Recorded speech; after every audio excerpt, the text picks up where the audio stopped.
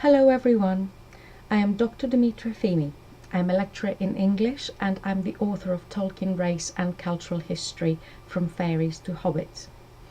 I'm very happy to be taking part in this Tolkien Reading Day. It's a great tradition that the Tolkien Society has started, and this year's theme of friendship is very apposite, to celebrate the friendships in Tolkien's work and in Tolkien's life. So I have chosen an extract to read to you, which hopefully will be perceived as appropriate. And this is from the 4th chapter of the 2nd book of the Fellowship of the Ring, A Journey in the Dark. "Well, here we are at last," said Gandalf. "Here the elven way from Hollin ended. Holly was the token of the people of that land, and they planted it here to mark the end of their domain. For the west door was made chiefly for their use in their traffic with the lords of Moria. Those were happier days, when there was still close friendship at times between folk of different race, even between dwarfs and elves." "It was not the fault of the dwarfs that the friendship waned," said Gimli. "I have not heard that it was the fault of the elves," said Legolas.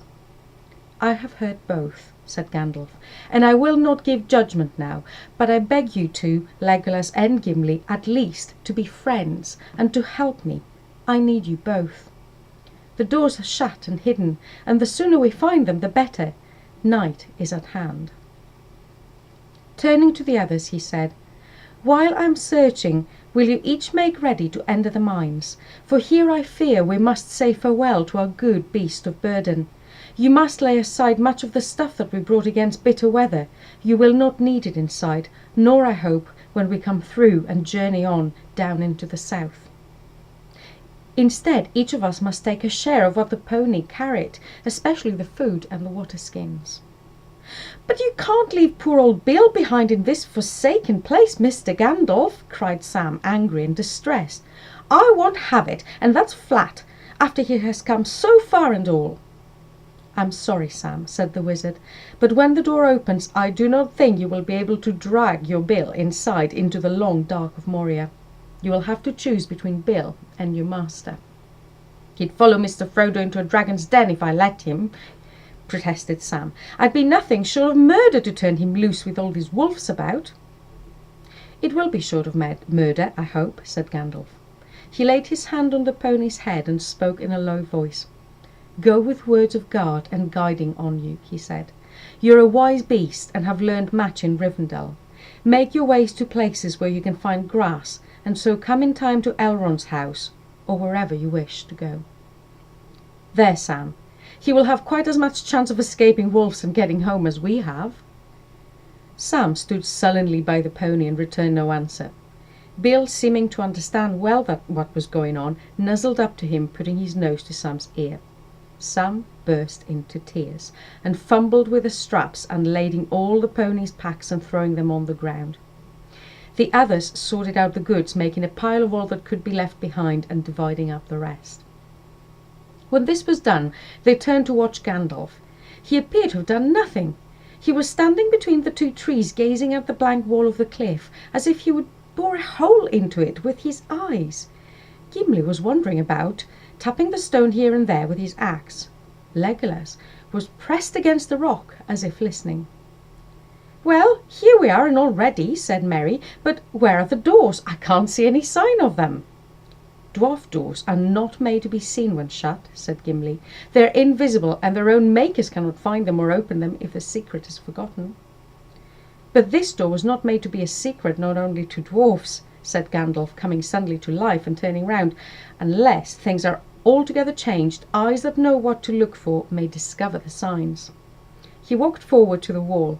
Right between the shadow of the trees there was a smooth space, and over this he passed his hands to and fro, muttering words under his breath.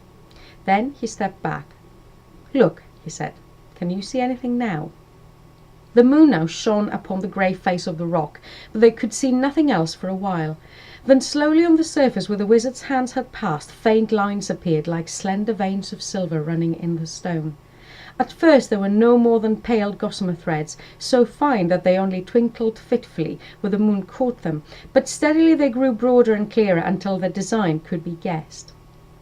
At the top, as high as Gandalf could reach, was an arch of interlacing letters in an elvish character.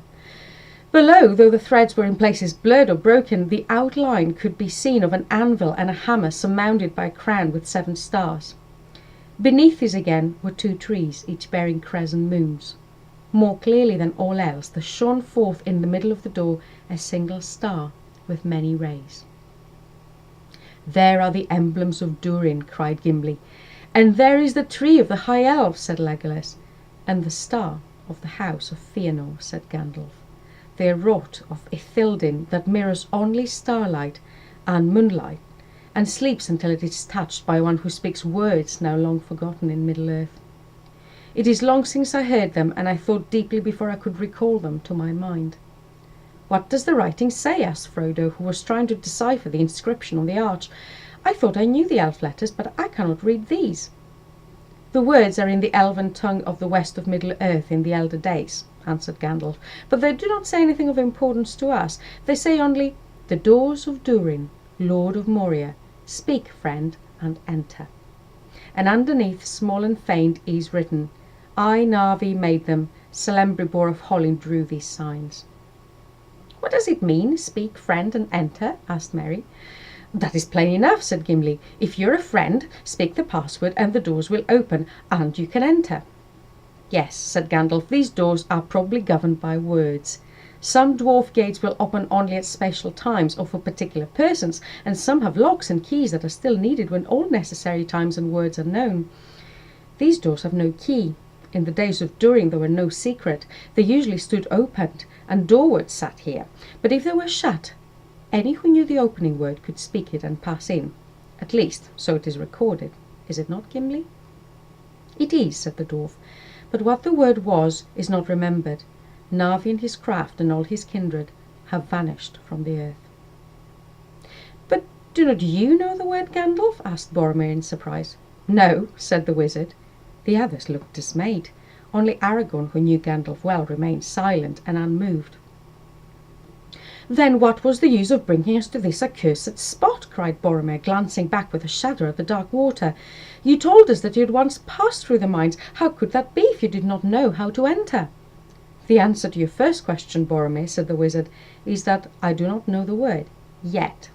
But we shall soon see. And," he added with a glint in his eyes under their bristling brows, "you may ask what is the use of my deeds when they are proved useless.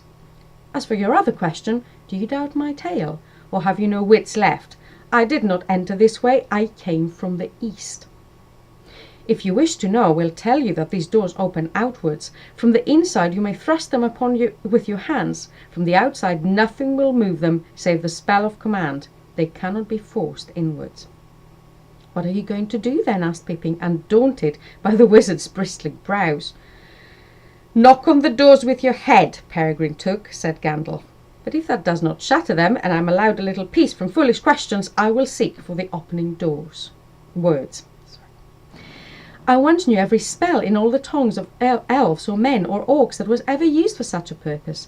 I can still remember 10 score of them without searching in my mind.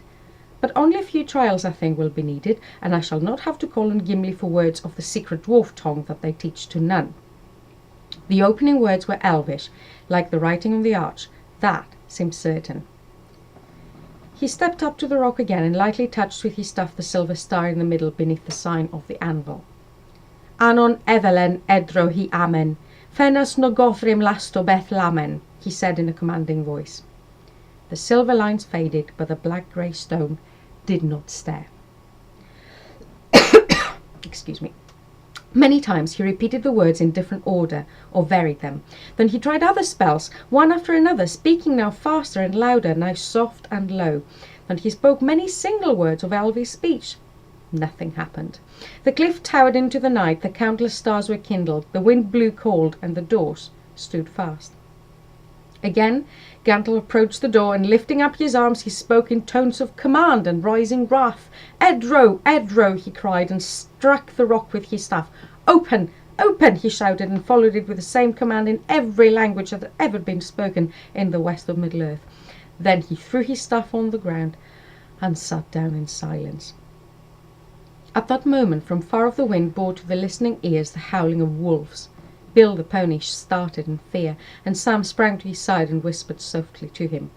"Do not let him run away," said Boromir. "It seems that we shall need him still if the wolves do not find us. How I hate this foul pool!" He stooped, and picking up a large stone he cast it far into the dark water. The stone vanished with a soft slap, but at the same instant there was a swish and a bubble. Great rippling rings formed on the surface out beyond where the stone had fallen, and they moved slowly towards the foot of the cliff. "Why did you do that, Boromir?" said Frodo. "I hate this place too, and I'm afraid. I don't know of what. Not of wolves or the dark behind the doors, but of something else. I'm afraid of the pool. Don't disturb it."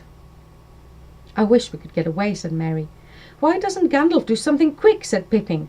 Gandalf took no notice of them. He sat with his head bowed either in despair or in anxious thought. The mournful howling of the wolves was heard again. The ripples on the water grew and came closer. Some were already lapping on the shore. With a suddenness that startled them all, the wizard sprang to his feet. He was laughing. "I have it!" he cried. Of course. Absurdly simple, like most riddles when you see the answer." Picking up his staff, he stood before the rock and said in a clear voice, "Melon." The star shone out briefly and faded again.